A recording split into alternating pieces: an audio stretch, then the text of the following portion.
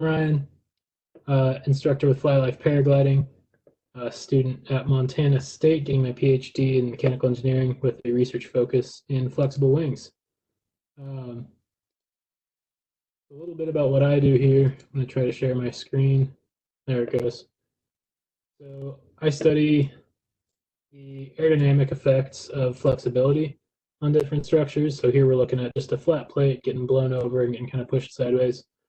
So this is linking a couple different high order simulation models in order to calculate all the forces on my plate, as well as how that plate's going to deflect with that moving flow. So this was just kind of an example problem. I'm working on implementing a similar system in flapping wings. I look at a lot of insects, specifically moth wings, and we're using that data to try to inform some design for small scale drones, so millimeter sized drones. It's a long process in the works, but we're hoping that we get some good data out of it. So let's talk about some paragliding. So I'm going to start off with right-of-way rules for as you're flying in the air. Move into a little bit on aerospace, on airspace regulations from the FAA, and hopefully touch a little bit at the end on sectional charts and what you need to know about a sectional chart as a paragliding pilot. So let's get this going. So right-of-way rules to start. Right-of-way. So I think that one of the most important things as a pilot flying in traffic to know is that you have to be decisive about what you're going to be doing as you approach other gliders in the air. You have to be very deliberate in your actions and not be hesitating or second guessing yourself. And you have to use body language to show what you're going to do. So that body language, people ask me what I mean by that a lot. For me, all that means is if I'm going to be turning right, or if I'm planning to pass somebody to the right, I put my head on the right side of my riser set, showing that person that's kind of my intended direction of where I'm going next. Some people talk about crossing and uncrossing your legs. You can do that, but I feel like you're kind of throwing weight around in a weird way when you do so. And so it's definitely not something that I recommend to any of my students. I just tell my students to keep ankles crossed up in the air so that you're kind of a nice, tight center of weight under the wing. And then use more of your head and arms and kind of upper body to express some of that body language. So let's just dive right in. So we'll start out with some general flight right-of-way rules. This is not when you're near other obstacles, not necessarily when you're thermal flying, just as you're on glide through the air. So to start, if you're approaching another glider head-on, you should always be passing to the right. So looking at a top-down view, say this is one glider going this way. We've got another glider going the other way. Both gliders should be turning to their right in order to not collide with each other. That's just kind of going to be generally as you're out on glide somewhere, approaching another glider head-on. Maybe you're well up above a range somewhere, something like that. Next is going to be on converging with another pilot. This one you can think about like an intersection. So if I've got my pilot down here, going this way, another pilot over here, coming to the right. This is a top-down view, so sorry that my paraglider wings might look more like potatoes. So on this converging situation, it's just like an intersection. The pilot on the right-hand side, or the pilot to the right, I should say, has the right of way. So from this pilot's perspective, he looks to the right and sees this pilot. From this pilot's perspective, he doesn't have another pilot to his right. And so this guy can keep on his course just fine, while this other pilot here, who has the other pilot on his right, has to decide to either turn right and move the other way, or turn left to either get up in front or behind that converging pilot. And another common situation is going to be overtaking another pilot in the air, or passing another pilot. Overtaking might sound a little bit too sound like something else. So anyways, what that would mean is basically there's some pilot out in the air and maybe that pilot's on a slow wing, like an A wing, or solo pilot on a tandem, so they aren't moving very fast. Meanwhile, you're on this comp wing, high aspect ratio, moving super fast. And if you're going to overtake, in general, you're also going to want to overtake on the right-hand side. And that's not including if you're up against a mountainside or if you're in a thermal. That's just out on glide. Maybe you're flatland flying, gliding out somewhere. That's kind of going to be your way to overtake. We've got our third dimension, right? Higher or lower. So in that case, your lower pilot is pretty much always going to have the right of way.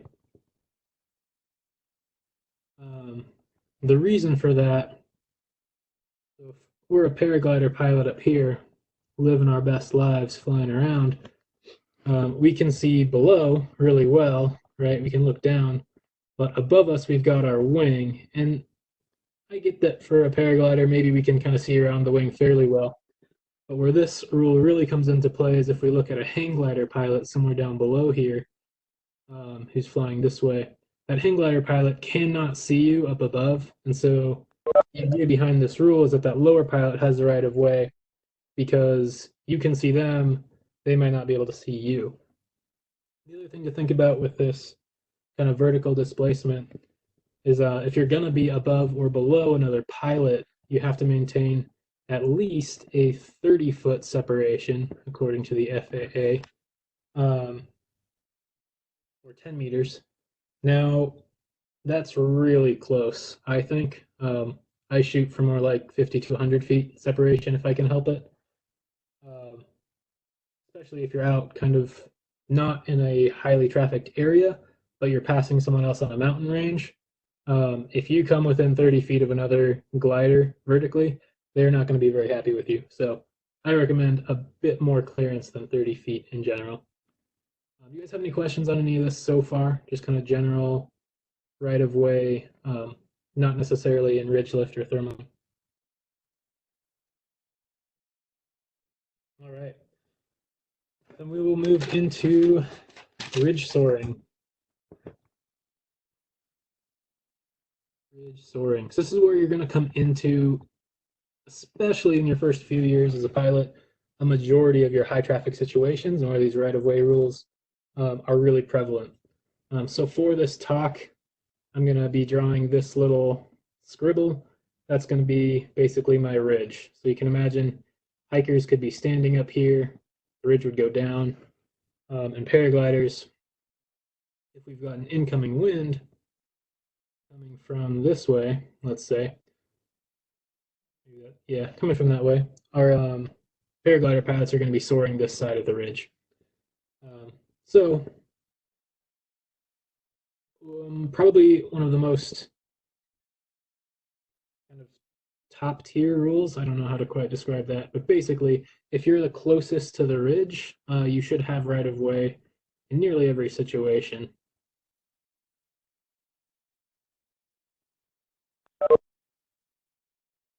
So what that would look like, let's say you're this pilot here right up alongside the ridge, puttering along, and some other pilot is coming up toward you a little bit farther away from the ridge. They're going to have to get out of the way because otherwise they're going to have to basically push you off that ridge and out of lift, which might not be what you want. Now this particular situation, a lot of you are probably already noticing, this is a bad situation to begin with here because the second rule is that the pilot with the ridge on their right should have the right of way. So before the situation happened at all, this pilot should have been moving out and away from the ridge and allowing this pilot in. So our next rule is going to be ridge right.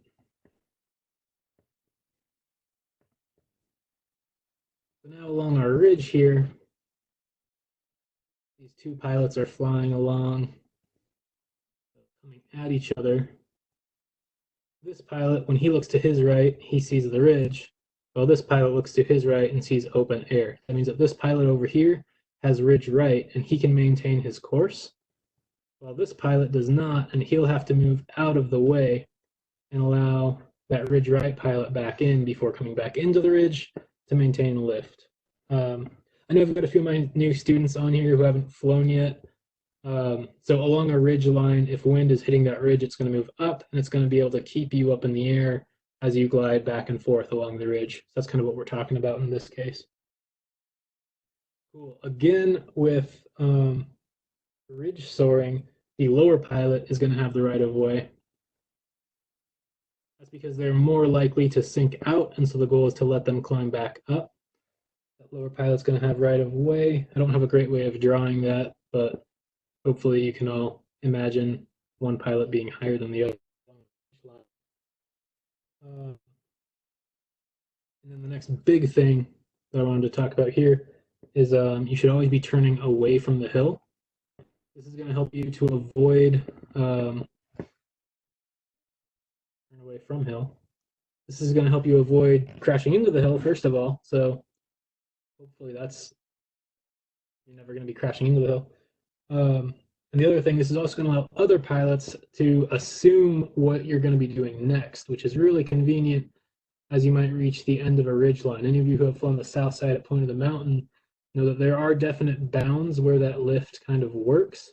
And as you kind of cross outside of that, you might need to be higher up, or there might not really be lift on that far side. So what that looks like as your pilot, you're flying along, let's say you were flying along this way, your turn is always going to turn you away, farther away out of the lift band and away from the hill before you come back in to join the group. Meanwhile, if you're flying over here, you're going to want to be coming into the hill a little bit and then turning your way around before coming back into the hill to maintain that lift. This is where a lot of our kind of congested areas can seem the most scary. So as you're approaching these kind of ends of the lift band on either side of the hill, it's important to just keep your spatial awareness, see what's around you, and try to follow the flow of traffic and know that somewhere in here, right, this pilot's going to be coming in and kind of cutting off this other line of pilots who has the ridge on their left. So at some point, this pilot will likely be cutting in there. And so it's important to know that as he or she's coming around the corner and coming back into the lift band. Cool. And then the final thing on ridge rules is going to be overtaking another pilot. Again, that's just passing. And you're going to want to overtake on the ridge side whenever possible. The reason for that is you don't want to pin that other pilot into the ridge. That might seem contradictory when we already talked somewhere up here about closest to the ridge has right of way. So you don't want to be pushing anyone out of the ridge, but you also don't want to be pinning anyone into it. So it's a little bit of a game, and you're going to try to play the safest option no matter what. But basically all that looks like is as one pilot might be flying along here on a slower glider. As you're on approach, moving faster, you're going to want to move into the ridge side to get around them. That way they don't get pinned into the terrain. That's kind of the most important idea there. And just avoid cutting someone off as you come back away from that hillside. You want to give this other pilot plenty of clearance and know that your wing is causing a little bit of wake behind it. And so you don't want to dish that wake out into the wing behind you. Cool. And in any case, whenever we're flying in traffic, or not really, we should always be clearing our turns. And all that looks like is looking way over your shoulder, up and down, and making sure there's no other pilot kind of right there around you, and knowing that you're about to cut off before you commit to that turn. And the important thing there is that you do that before you commit to your turn. Yeah, do you guys have questions on any of these ridge soaring rules?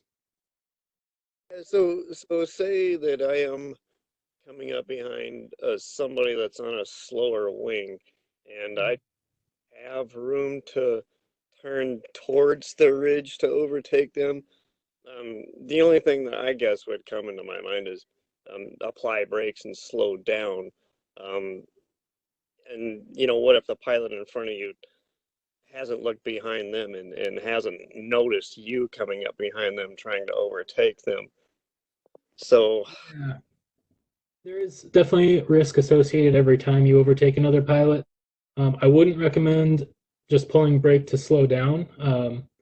Just depending on your wings and how you're loaded. I mean, if you're loaded a little bit heavy on a mid B wing, while that pilot in front of you is a little bit light on their trainer wing, I mean, you might be slowing down to the point of stall before you're at their speed.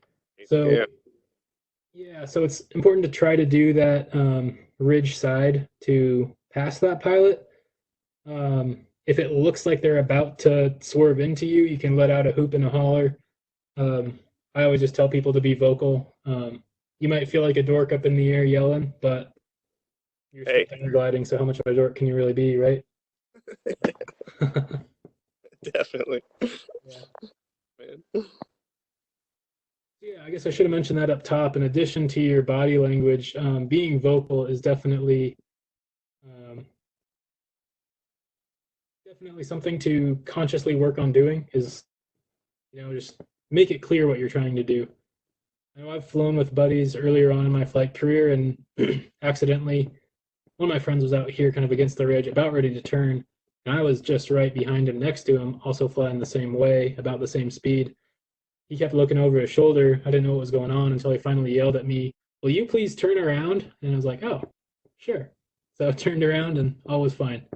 Um, and so that's where just being vocal without cussing anybody out is always a good bet.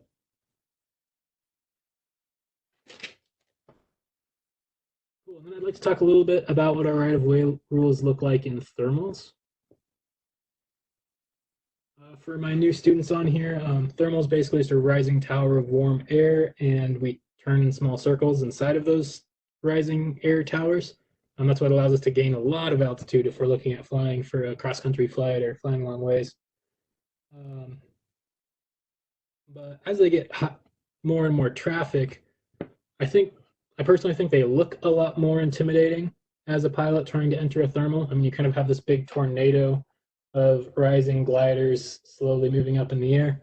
But as long as you kind of know those right of way rules and you start to get a little bit more comfortable with how those work in a congested thermal, um, I've found that they're actually a little bit less frightening than ridge traffic because you don't have these instances where people are like doing this figure eight to get back into the pattern at the ends of every turn.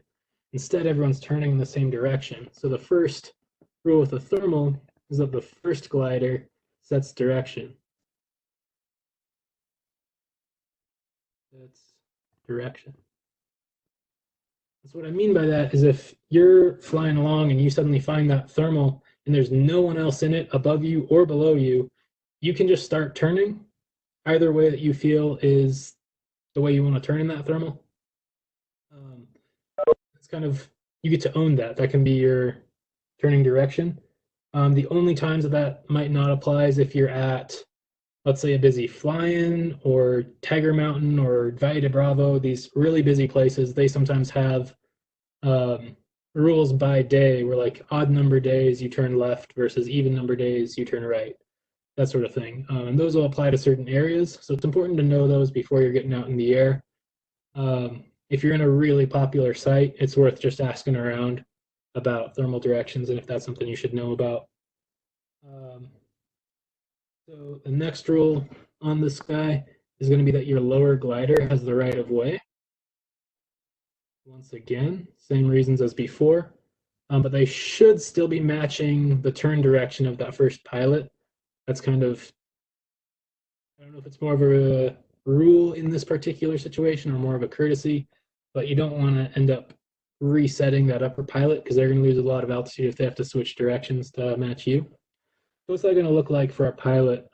Let's say this first pilot enters a thermal and he's circling around, um, turning left, I think is how that's drawn. in this light bit of lift on the outsides of the thermal. Then let's say this next pilot comes in and he decides he's going to hit the core of that thermal and get a little bit tighter, still turning left, but he's in the stronger lift coming up through the center of the thermal. So basically what that means is that this glider on the inside here, he does have the right of way. And so it's this outside pilot's job to ease out a little bit and maybe widen his radius on that turn if needed. In an ideal situation, though, this climbing pilot in the middle is only going to take that line if there's room for him to turn in it, him or her to turn in it. And this actually comes up quite a bit. I know when John and I were down in Valle de Bravo in December, I felt like every other thermal, it seemed like there was a really wide radius on most people's turn. Like, well, I want to get up faster, so I just cut in and climbed right up the center. I checked in with a lot of pilots as I would land and just kind of make sure that I wasn't causing any issues, and nobody ever had a problem with that. That's just kind of the way a lot of these congested thermals tend to work. Final rule on thermaling, maybe a little bit of a lame one, but the thermaling pilot has the right of way. And so what that means for you is that as you're flying along, let's say some mountain range, if you're ready to leave that mountain range and go down and land because whatever reason, you totally have that right to go leave that range and go down to your LZ. But if you come across a pilot who's turning in a thermal and they're climbing, they're always going to be turning that same direction and they're really working to keep that lift.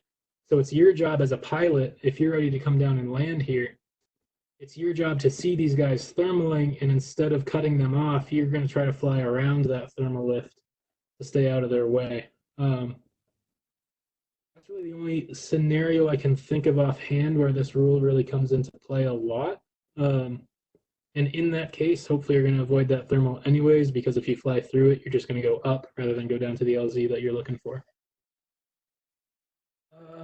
Man, I can't think of any other rules on thermal right of ways. You guys have any questions on those?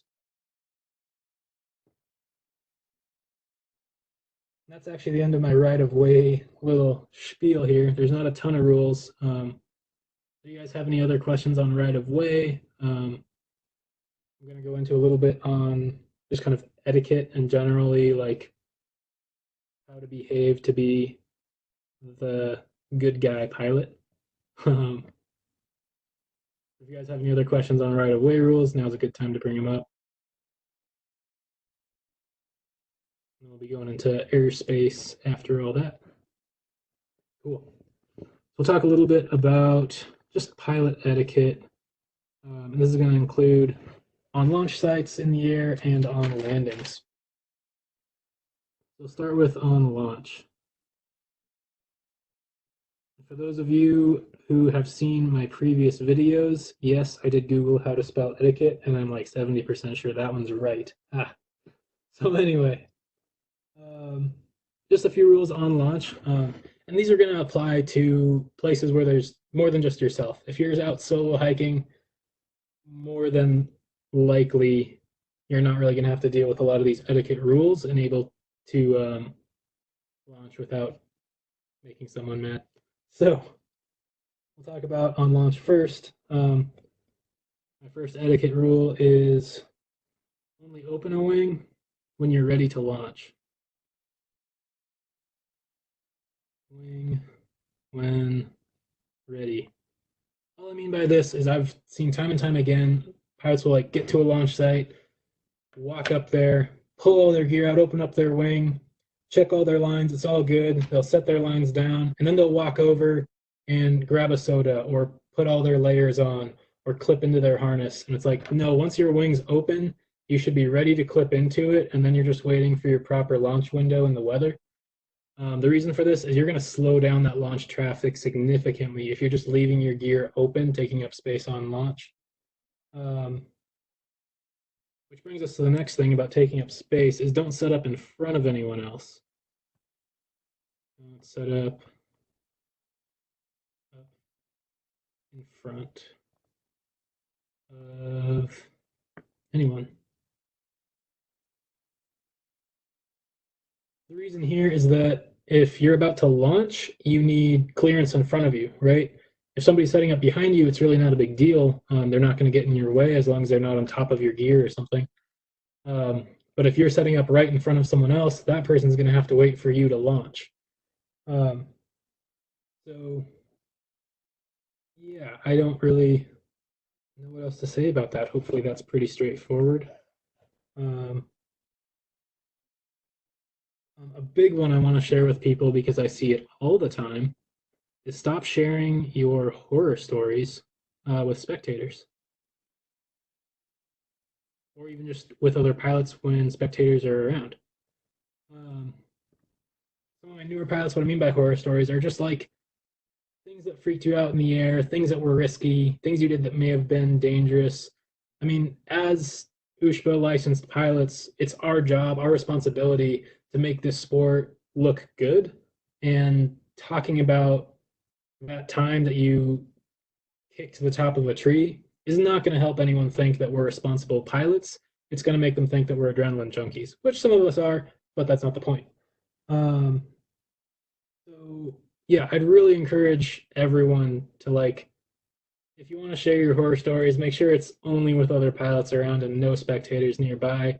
And make sure that those pilots actually want to hear that stuff. I mean, I've had a couple people come to some of my classes for my new students and start sharing some interesting stories that I just had to stop them in the middle. And I was like, listen, now's not the time for this. My pilots don't make these mistakes because I teach them not to. So don't scare them on their first lesson ever. I know probably a couple people on here who their first lesson was the reserve parachute talk can relate to that nervous feeling of what do you mean all this crazy stuff can happen to you in the air? And that's definitely just something to try to keep localized within the piloting community. Final thing, I always love when I see this, and I wish more people would do it. But help other pilots fluff their wings. Um, this is just going to really speed up the process on launch. If you've got like a lineup of people waiting to launch and you're not even close to the front, like get out there, help people spread their wing out so that way they can pick their wing up faster and leave, and the next person can go. It's also just really nice for that other pilot who's setting up to have somebody there and just helping unfold things and helping them get ready to go and giving them a second set of eyes on their gear. That being said, ask that pilot before you do so. I know a lot of pilots don't like anyone touching their gear under the mindset that, like, if I can't do it myself, I shouldn't be out here. Or if something goes wrong, I don't want to second guess what a stranger did, stuff like that. But yeah, any other thoughts on etiquette on launch? Don't drink beer is probably a good one.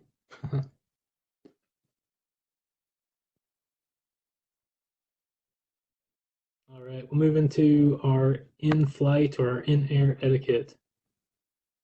A bit shorter. Yeah. Hand. I raised my hand. Oh, sorry, I can't see that on my end. Okay, sorry. I was going to mention that tandems always have the right of way, even on some of the ridge rules. And oh, yes, I didn't mention that up top. So all of these right-of-way rules are all under the umbrella of you are less than a tandem pilot. The reason for that is that tandem pilot is not a solo pilot. That's a passenger aircraft. They have a passenger with them who doesn't understand the risks that they're facing. So if there is a tandem pilot, give them space, let them fly where they want to fly. Definitely. Thanks, John. and also on launch as well. Really? Yeah. So they can kind of cut you off on launch a bit, which is never fun, but a real thing. Sounds like somebody else might be trying to chime in. I can't tell.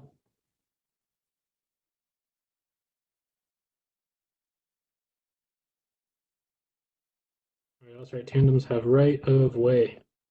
Cool. A little bit of our in-air etiquette. This is outside of our right-of-way rules. This is just kind of general flying, things that are going to make other pilots think more highly of you in the air. Once again, my number one rule here is body language. Look where you want to go. Throw your head on the other side of that riser when you're about to turn that way. Clear your turns.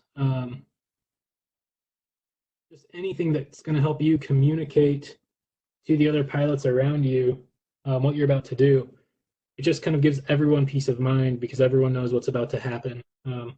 That's kind of the big thing here is you don't want to be in the middle of this guessing game of like, I don't know what this pilot's about to do. He's just barely out ahead of me and to my left. If he turns right now, he's going to turn right into me.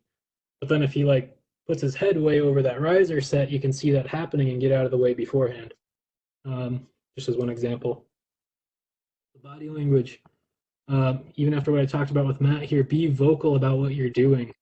Or if like another pilot is worrying you or they're too close to you, don't be afraid. Just be like, hey, give me space, or turning right, or cutting in, whatever you have to say. But keep in mind that everyone's now paragliding, right? We have like 25 miles an hour of wind roughly rushing over our faces. So when you're vocal, be very loud and vocal.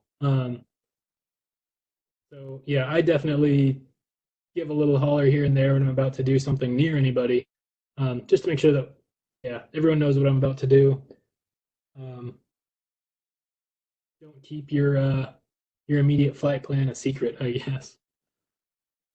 Finally, keep some good separation if you can help it.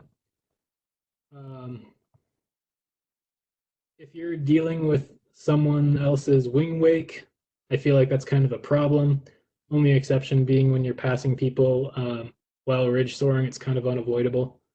But just keep some good separation between you and other pilots. Don't try to touch the tip of your wing with the tip of their wing. Of course, unless it's you and your buddy and you decided that's what you wanted to do that day. Or if you're doing tandem acro, not tandem, what is that? Synchronized acro. Maybe those are some reasons to break the separation rules. And especially right now, we should be at least 6 feet apart. All right, neither here nor there. So let's talk about the landing zone, unless anyone else has got something for me in the air.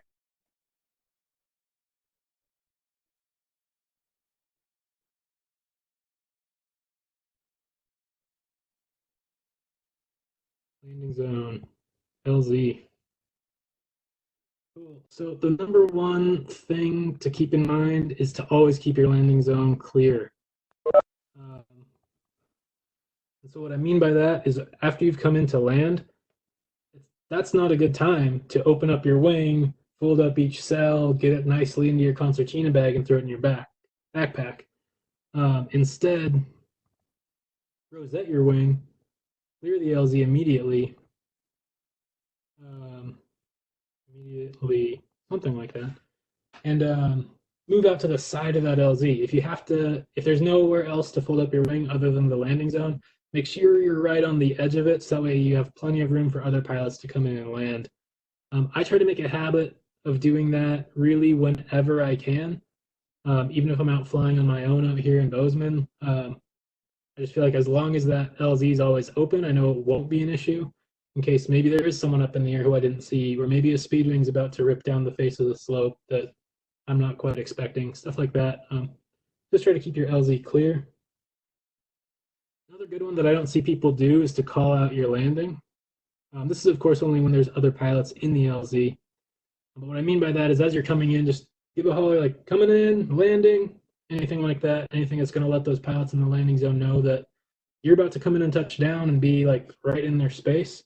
And so it's not a good time to throw a ball for their dog or go run around or something weird. And finally, even though we might think it's fun to buzz our friends, let's land clear of other pilots. That's going to be the way that you avoid issues. Yeah, what Turtle down at Point of the Mountain, he had some post a few months ago that I just really liked.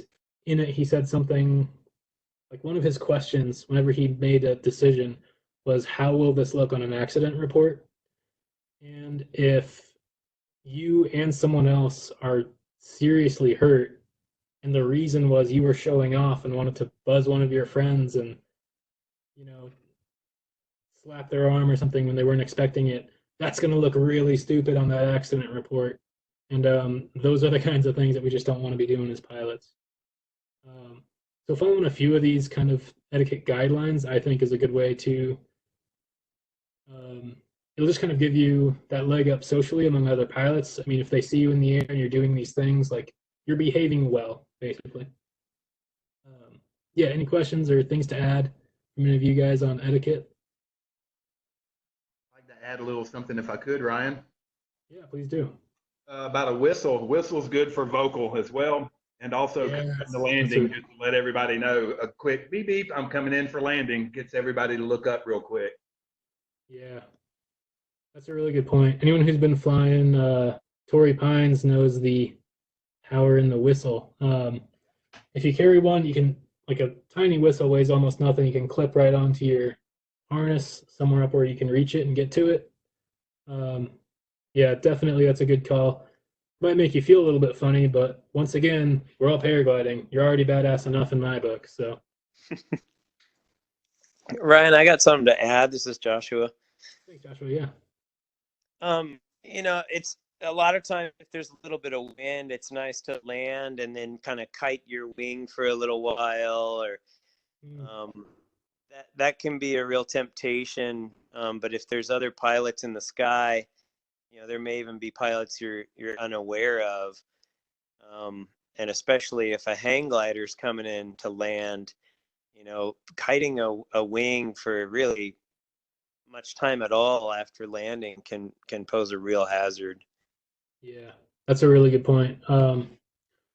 Especially any crowded site. I mean, if there's anyone else in the air, you know that you're all using that landing zone more than likely. And like, I've definitely seen people come down and land and just keep that wing in the air and like work on some kiting skill right there. Like, that's not the time. It's a really good point. Yeah, use your kiting fields near your homes if you can. Try not to use your landing zones. Thanks, Joshua. Definitely gonna add those to my my book.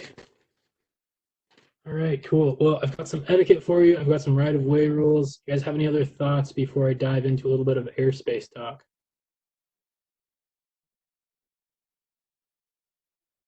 All right, I'll take that silence as a no. So, let's see. Hopefully, I've still got this guy copied. Nice. Talking about different classes of airspace. After that, we'll move into some of the specifics on these different rules in the airspace, and then move into our sectional chart, where we can look at how these airspaces are laid out across a topographical map, and how, as a pilot, we can read those sectional charts and know where to and where not to fly. So this chart here, as well as the next chart I'm going to show, easy enough to find online. Hopefully not too surprising, but the FAA doesn't want you flying where you shouldn't be flying. So with that, if we go to the FAA website on their homepage, to find these next couple charts I'm looking at, we're going to go under regulations and policies and then down to handbooks, manuals, and then here into aviation over on the left. Now from there, there's all sorts of handbooks, manuals, things to look through. For anyone interested in more stuff on airspace, this guy right here, the Pilot's Handbook of Aeronautical Knowledge, I think this should be bookmarked for everybody if possible. It's just going to help you with a few of these airspace regulations and kind of explains a little bit of the meaning behind them without getting into too much of the technical jargon. In this case, chapter 15 here, it's into our different airspace classifications. And so this is where I pulled up these next couple charts I'm looking at here. It also goes into a little bit of stuff to know on sectional charts, definitely not all encompassing, but a good little bit of knowledge. And keep in mind that this is all general aviation. So in addition to everything that you're going to see for all this general aviation stuff, just know that Part 103, which classifies ultralight pilots, is kind of going to be an umbrella over all of this, where any discrepancies go to the aviation Part 103, which is more likely going to be more stringent on what our rules are as paragliding pilots. So with that, yeah, we're classified as ultralight vehicles. I didn't write down the details on what classifies you as an ultralight, but not particularly important right now, other than that we are ultralight. We're unpowered ultralight specifically, which means that we have the right of way over powered ultralight. So your what should be any of your RC planes, that sort of thing, I believe, classify in this area too. But definitely your paramotors, they should be making way for you in most situations. So anyways, moving on with that, we'll talk about airspace. Got a little distracted, sorry. So this chart, we're looking at all these different kind of shapes and zones of airspace. Trying to think of the best way to kind of go about this. I changed up my lecture notes on this one, so I don't have a lot of organization on this right now. But we'll start with where we can fly. We can fly in Class G airspace. That's unregulated airspace, and it's going to be 1,200 feet above ground level. That's AGL, above ground level, which means that as you move kind of along mountainsides, right, that 12,000 feet is going to be 12,000 feet above your peaks. It's going to be 12,000 feet above the valley floor. It's always 12,000 feet vertical from the ground. And that Class G will cap off at 14,500 feet. That means if we look at like Mount Rainier, which is at like 14,400 feet, it's somewhere up in here, which means you have just a little bit less than 100 feet before you move out of Class G and into Class E airspace. That's this blue region. A lot of people say Class E as in everywhere, because it's all over the place. Now, the nice thing for us is most of the time, we can also feel fine flying into Class E airspace.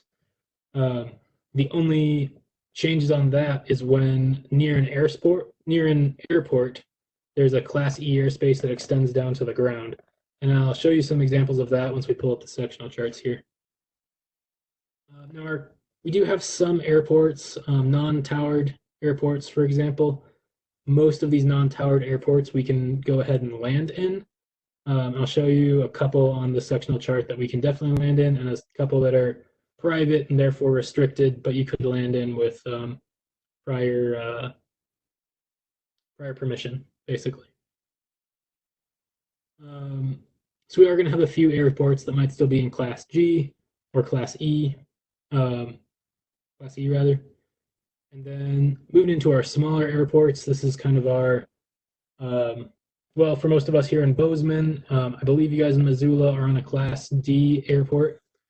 And what you can see here is that that Class D is going to extend up. Sorry, I didn't have this written down. That Class D, unless otherwise specified, is going to top out at 2,500 feet AGL.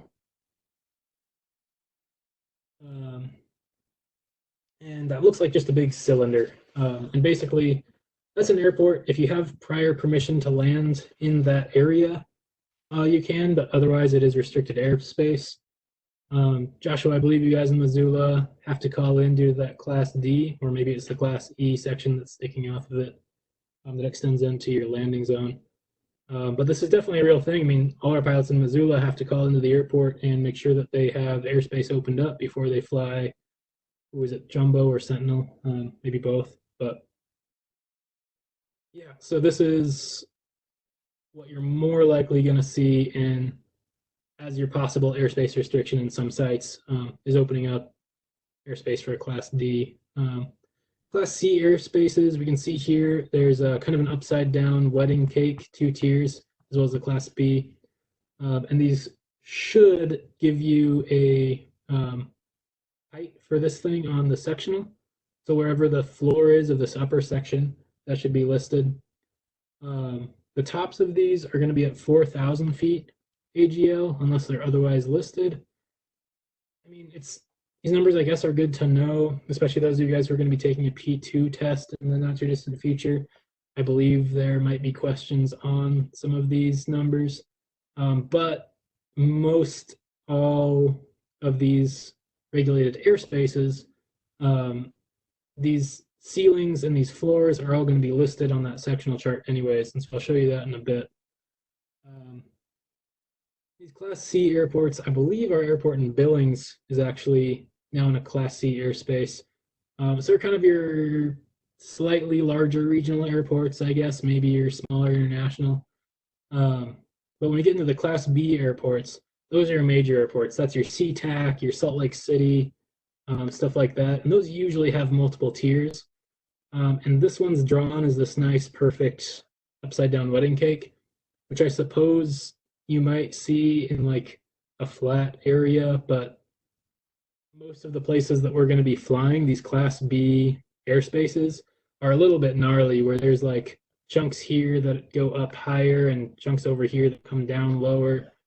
So I'll show you a little bit on those sectional charts on how to kind of get an understanding of where those distinctions are in the airspace.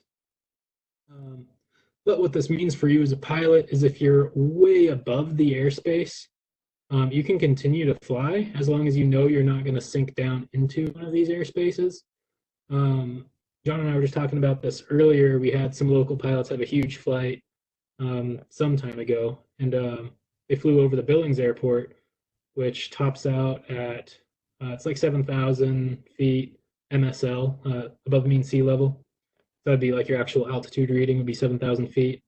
And this pilot, I mean, they were up at like 14,000 feet. They were really high up. So they weren't worried about it, and they passed right over the top of the airport.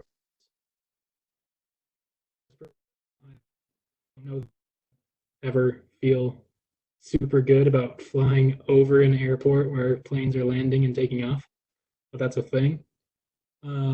More likely, what a lot of us will end up doing, especially anyone in Seattle, is you'll be flying in this Class E airspace that's below one of these tiers. And what's really important to know there is that while it's fun to stay and lift and climb up and fly high, you have to be careful that you're not going to touch and get into this like kind of push through the floor of these airspaces.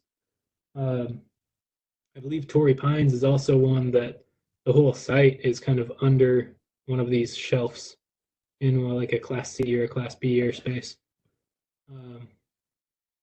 Yeah. So those are kind of our main airspaces that we're always going to be looking at.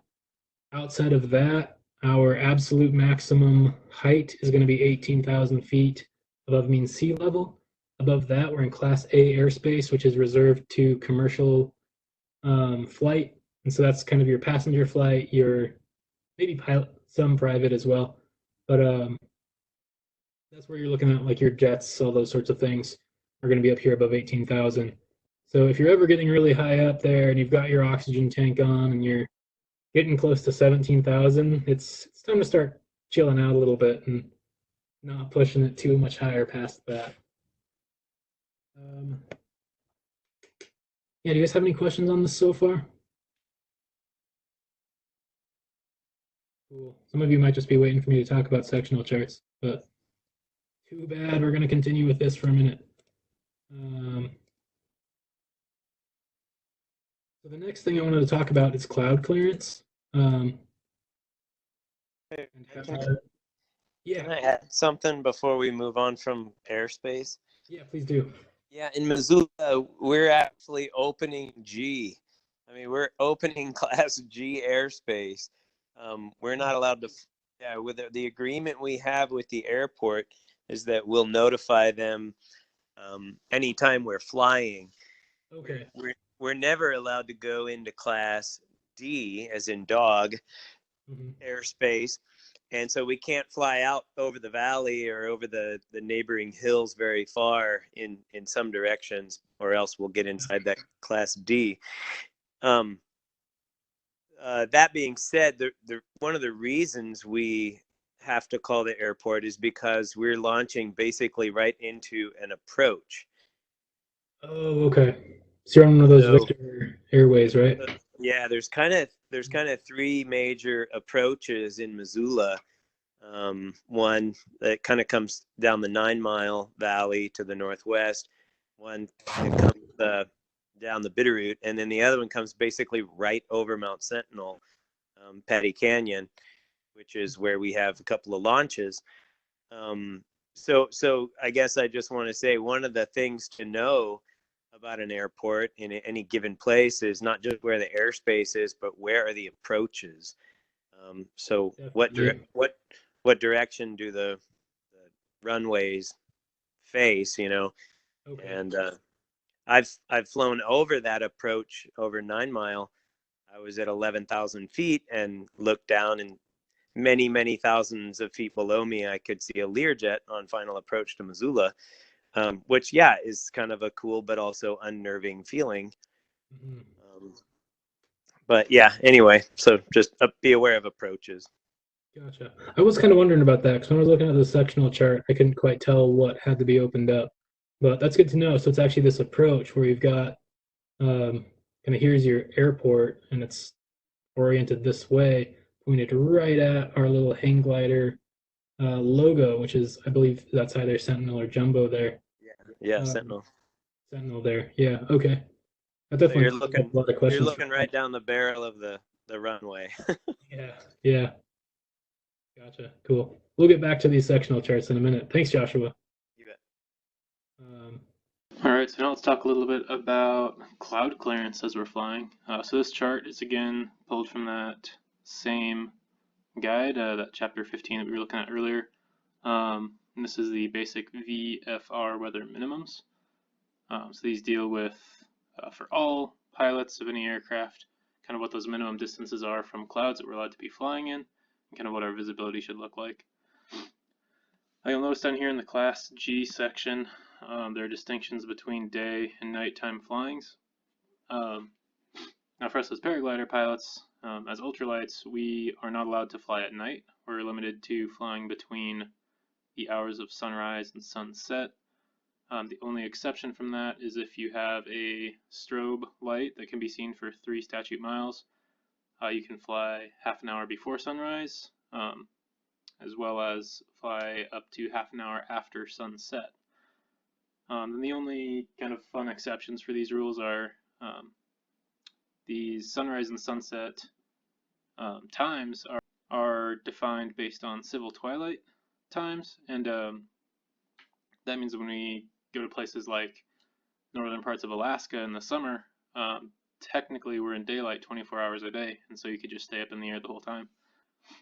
So anyway, let's look at most of our common flying.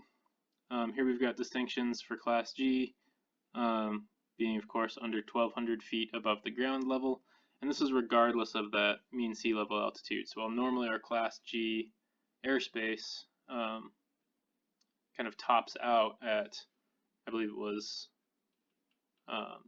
14,500 feet, in this case, for the cloud clearance, we're looking at anything that's 1,200 feet or less above the ground level. So with that, you can see during the day here, we need a flight visibility here of at least 1 statute mile. Basically, just meaning that you have to be able to see at least 1 mile, regardless of clouds or haze, pollution, anything. And then distance from clouds, we have clear of clouds. So basically what that means is that we need to have visual reference to the ground. So if we're on launch and there's like an inversion layer below us that's causing kind of a cloud, stratus cloud layer, if there is a big enough hole in that cloud layer that we could fly through and we have visual reference to the ground, we are clear to fly there as long as we don't end up going through that inversion layer through the cloud. We have to go through that clearing in the clouds. So the kind of downside on this is if you're up in the air and flying around a little bit above that inversion layer and the opening in the clouds closes off and you can no longer see the ground, you've technically put yourself in a position that breaks these airspace regulations. But it is nice because it means that we can launch above a little fog layer as long as we can see the ground. Now there's also distinctions down here for above 1,200 feet, but less than 10,000 feet MSL, which I'm not entirely sure when these rules would apply because they sound like Class E airspace to me, above 1,200 feet AGL, and the rules are the same as Class E airspace. So rather than looking at them down here, let's look at them up in Class E. So you can see if we're less than 10,000 feet above mean sea level, and of course more than 1,200 feet, which would still put us in Class G. So if we're above 1,200 AGL but less than 10,000 feet MSL, We see we need a flight visibility here of 3 statute miles, so a little bit farther. And then we do have some rules on cloud clearance, and basically what that looks like on our clouds is we need to be at a minimum 1,000 feet above a cloud or 500 feet below a cloud. And we can't come within 2,000 feet of a cloud from the side. So this kind of bubble around the cloud is our kind of no-fly zone, in other words. And that's if you're less than 10,000 feet MSL. Now, once you get above that height and you're getting above 10,000, now our visibility has to increase to at least 5 statute miles, and our cloud clearance changes a little bit as well. We still need to be 1,000 feet above the cloud line, at least. But now that also extends down to 1,000 feet below the clouds.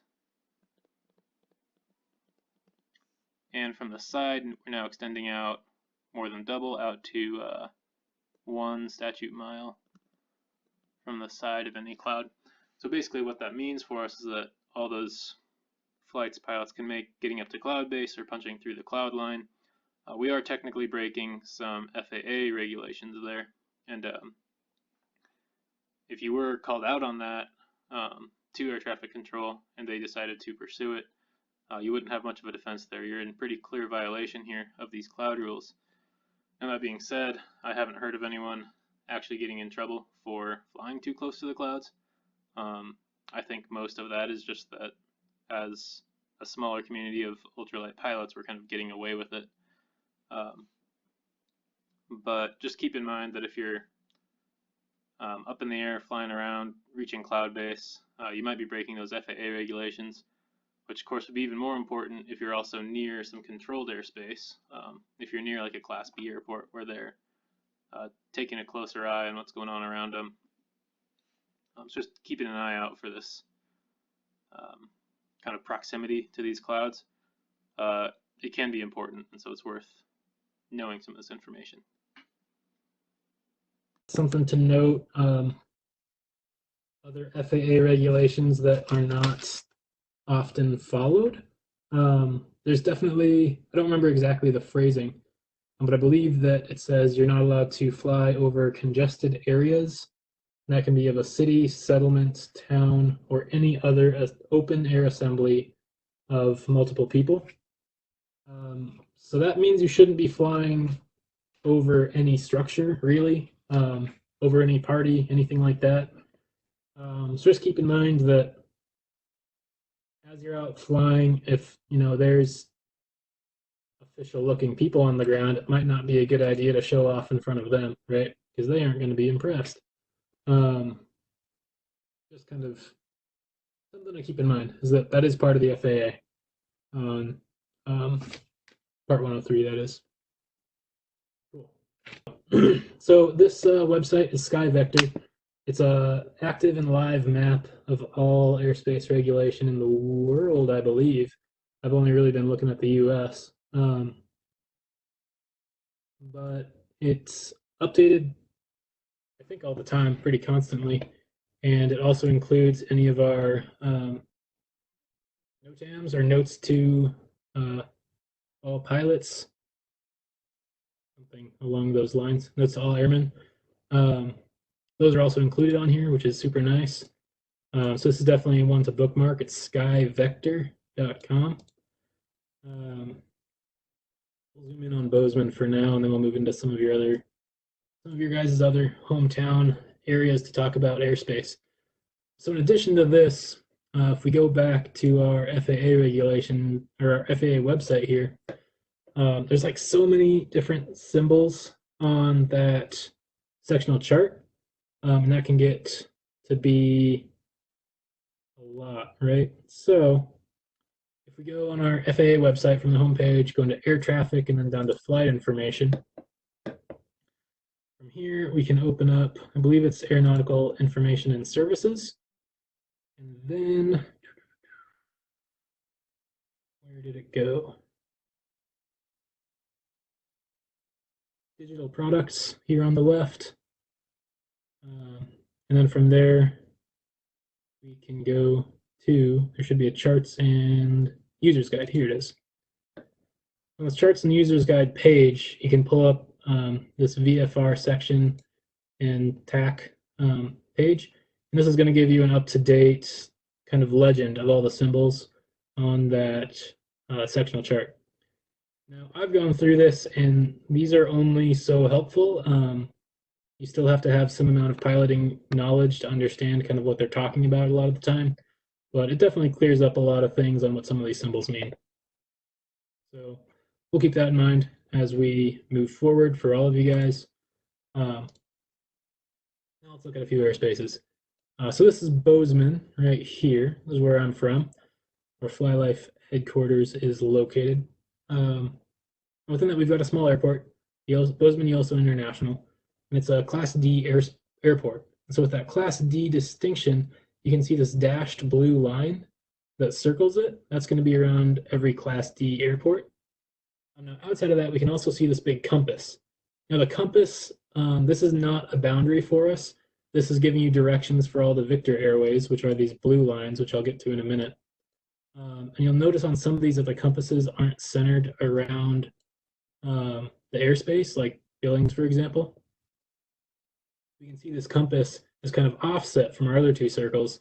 That's because the compass is actually coming off of this radio tower, which to my understanding, that's so that as pilots are flying their airplanes, they can see that tower and orient themselves in a direction to or from the tower. So they have that compass direction from there. So that's kind of what that compass means. That's not a boundary for us.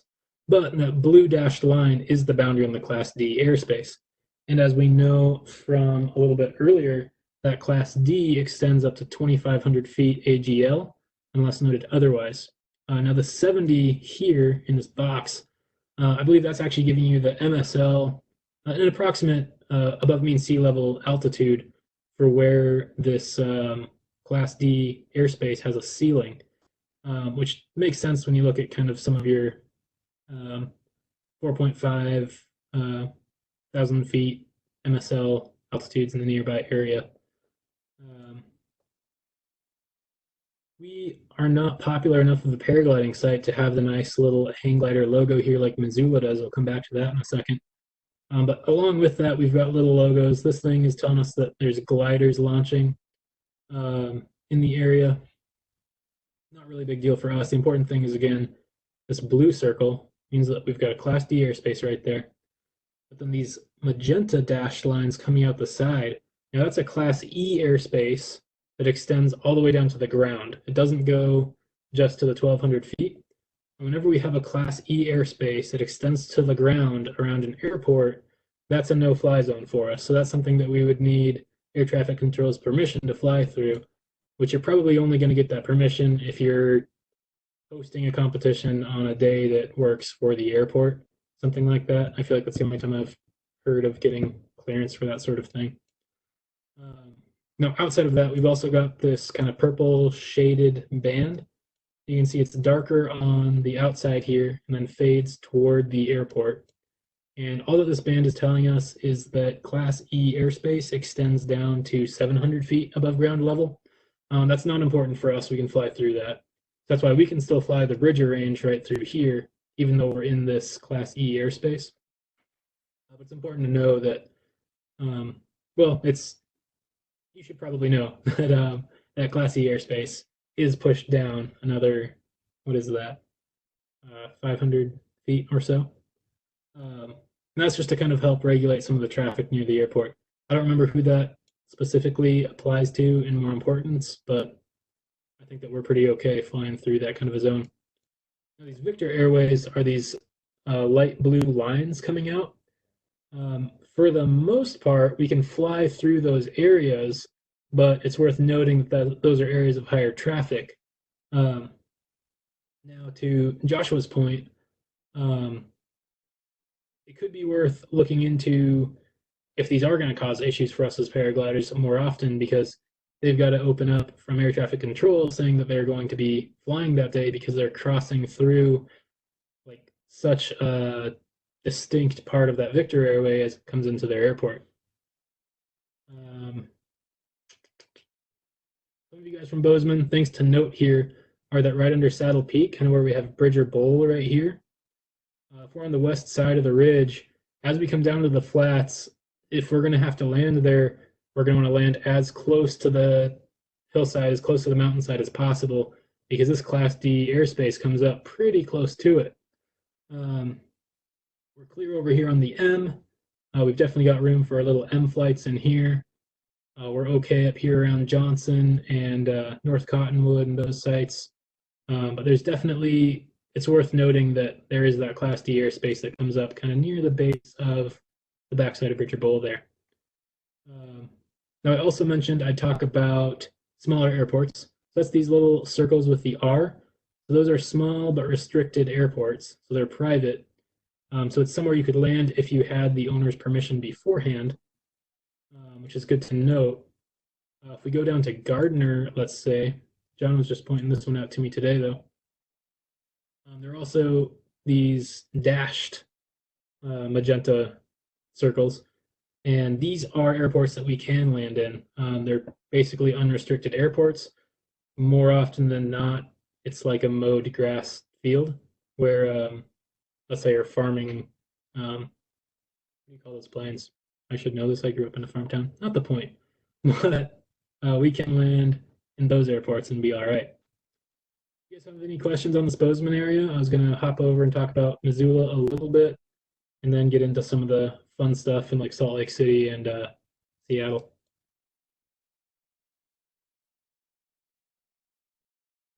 Cool. While I'm here, worth noting on Livingston here, this magenta dashed line, again, that's a Class E airspace that extends down to the ground, which means this is a no-fly zone for us. For whatever reason, that didn't come up on my flight instruments airspace, so I'm not sure if these are as commonly included, but they're definitely restricted for us. We shouldn't be flying in them without air traffic control permission. Cool, let's hop over and look at Missoula again. Over here. So here we've got the Missoula Airport. What's nice on this one is we can see this little rectangle. Let me see if I can turn off that green dot there. Yeah, so if you were to buy the sectional chart, it would look more like this. And these lines in these little rectangles, these are actually the airport and the orientation direction. So you can see from this Victor Airway here, this blue line, as it comes in, it goes straight into that airport, but it also crosses over this symbol. This is our hang glider, which we're technically classified by the FAA as a type of hang glider. And it comes right over that. So that's why they have to get that cleared before they come and land right in here, kind of next to that Class D airspace and right in the way of this Victor Airway where planes are often coming in on approach or on takeoff. Again, with this one, I mean, we've got this Class E zone extending out to the side here. That's this magenta line. We can see that the Class D airspace here extends up to 5,700 feet above mean sea level. Again, that's about a 2,500 foot above ground level height. Whenever you see these numbers like the 57, that's always multiply that by 100 to get that height in feet. They're always dividing out 100. I think that's basically just so they can round things a little bit easier and keep a little bit of the clutter off of these maps. As you can see, they still keep most of the clutter on them. What else is super important here? These are some of the main issues here. You guys have questions on any of this so far? These little parachute guys are because this is an active jump zone. You've got the smoke jump center out there. Kind of fun. Labels for tall obstructions, so little mountain peaks or sometimes power lines, things like that are these peaks. Cool. You can see here this Class E down to 700 feet extends out quite a bit farther too. Interesting. All right, let's look at something weird like Salt Lake. For Salt Lake, we've got a Class C airport. Is that right? Class B airport. I think that's a Class B. Class C would be a magenta solid line. The blue is a Class B. You can tell there's just lines everywhere, right? How fun is that? So for reference, you guys, we've got Salt Lake City, kind of right. So here's the airport, Salt Lake City International Airport.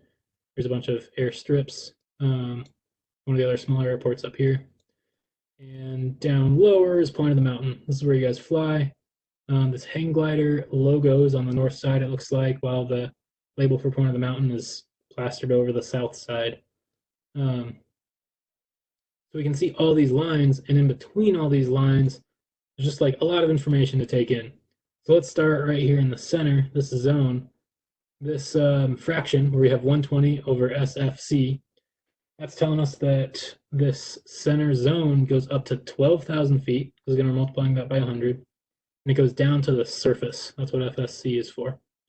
Now, if we extend out here, we see this next zone, its ceiling again is at 1,200 feet, but this one has a roof at 8,600 feet, meaning you could be flying through here as long as you're under that 8,600 foot mark, because you're below this Class B airspace. Again, that would mean that you're kind of somewhere right in, oh, that didn't work. That would mean that you're somewhere kind of in this zone under that Class B. So what does that look like for you guys at the point of the mountain down here? You've got this funny little extending point that goes up to 12,000, and it's got a floor at 10,000. That means for you guys here at the point, I mean, you can fly straight up above the point and be all right. It doesn't look like you're in a Class B airspace or a Class E airspace in there.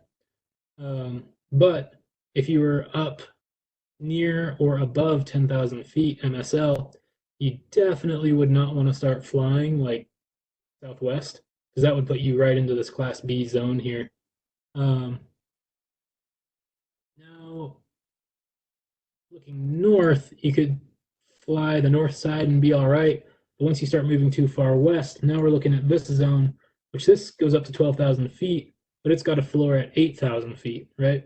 And so that's even lower and probably more common to hit that 8,000 foot mark above the north side, I would think.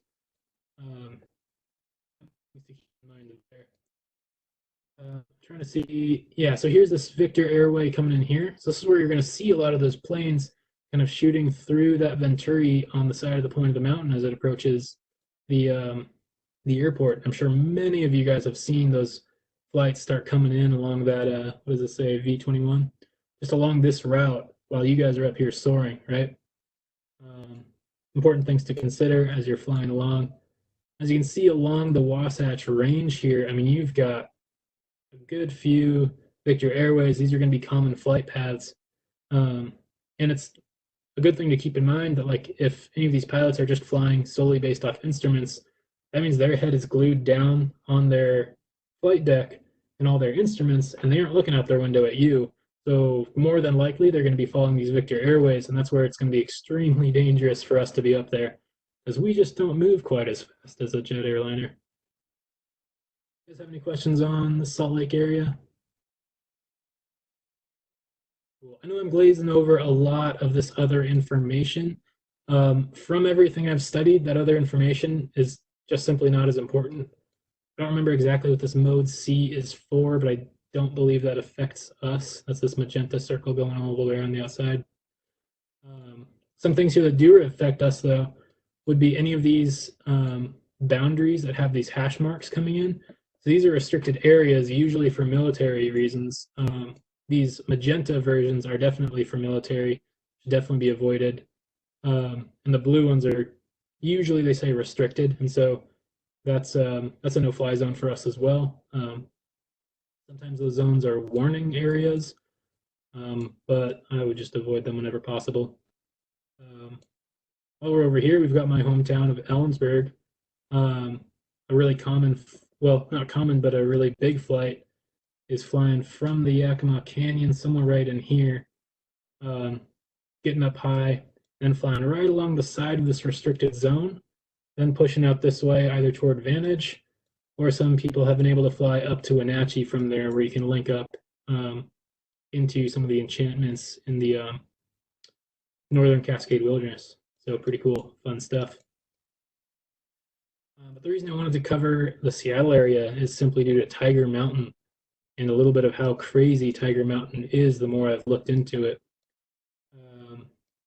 Here we go. So here's Bellevue, Kent, ETAC, I believe is this guy. Seattle Metro. I don't know if that's the same or not. Anyway, you see we've got a big Class B airspace, right? And it's kind of shaped like a weird jagged pill shape something. I don't know. But this big Class B airspace. And right here in the middle of it, we've got Tiger Mountain, a really popular thermaling site for Western Washington folks. That's this hang glider logo.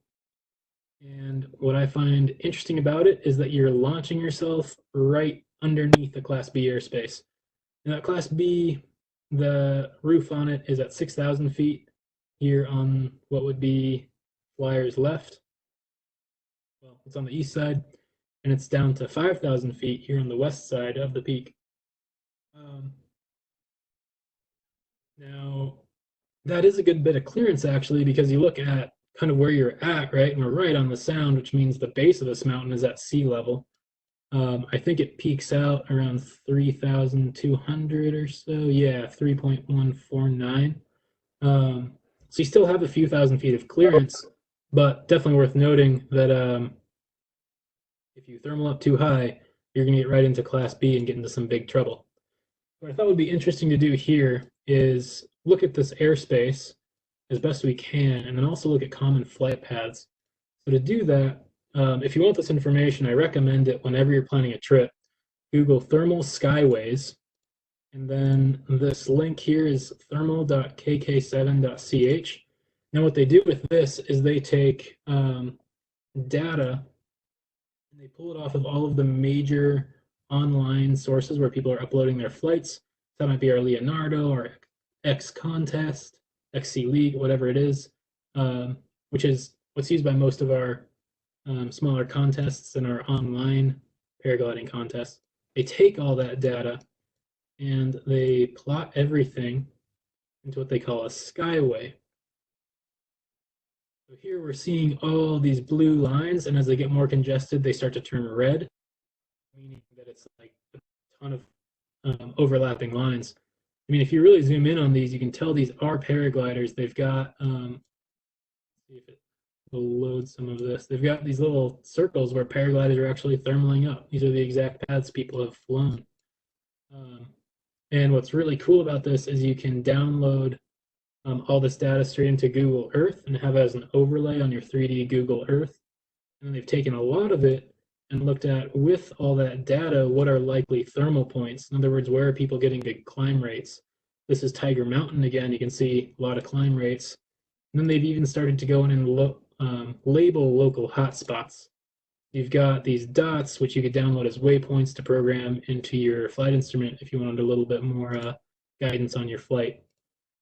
This is what I did before going up to a little flying up in northern Canada, and a couple times I did look down and think, man, I don't know where to go next. Look at my flight deck.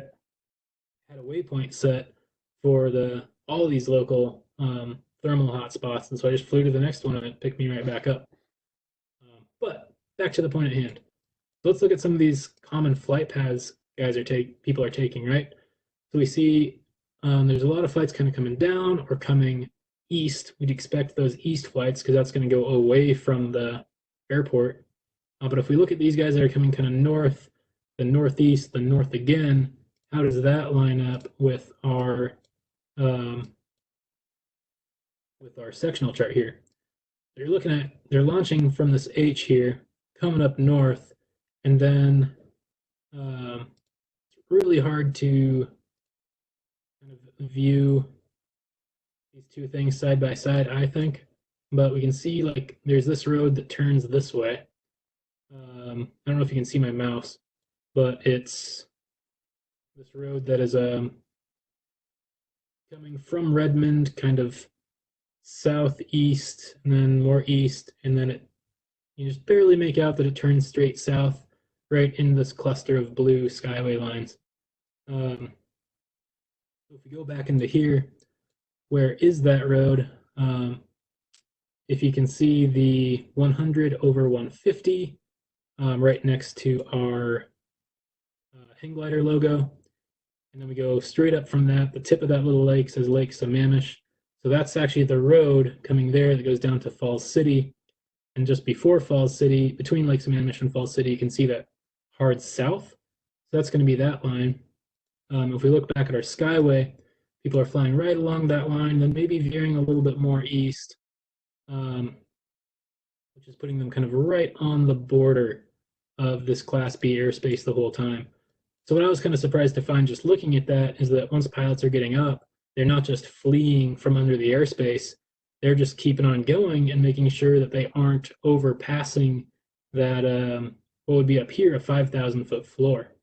And granted, some of these flights, maybe they did breach some airspace and got away with it. But just kind of an interesting view on how pilots are flying around some of that airspace. Yeah, this thing, it's pretty good for some of the more popular sites. There's really almost nothing for those of us that want to fly the fun Montana ranges. Here we go.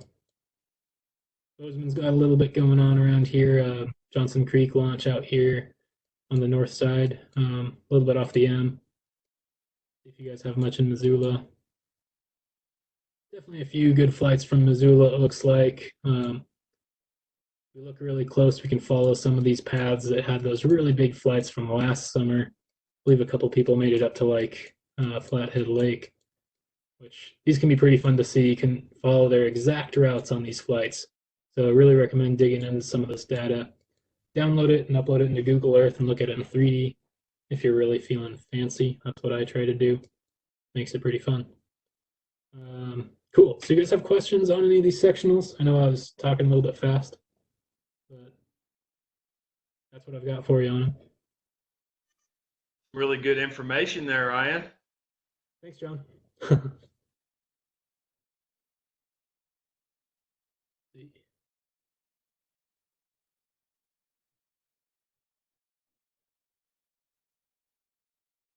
Yeah, I've been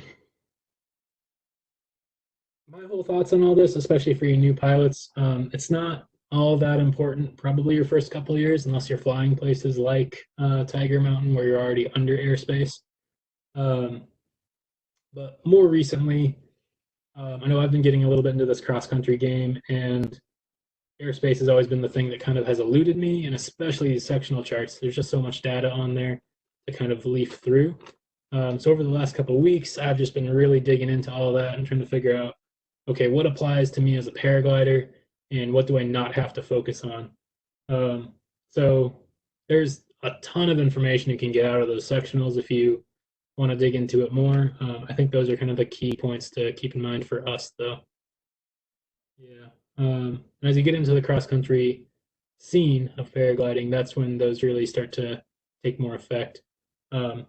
At the same time, as you're approaching your P3 and P4 licenses, I know there are definitely more test questions on those, so good things to study up on. That's all I've got for you, I believe. So thanks everyone for tuning in. Can open this thing up to some discussion.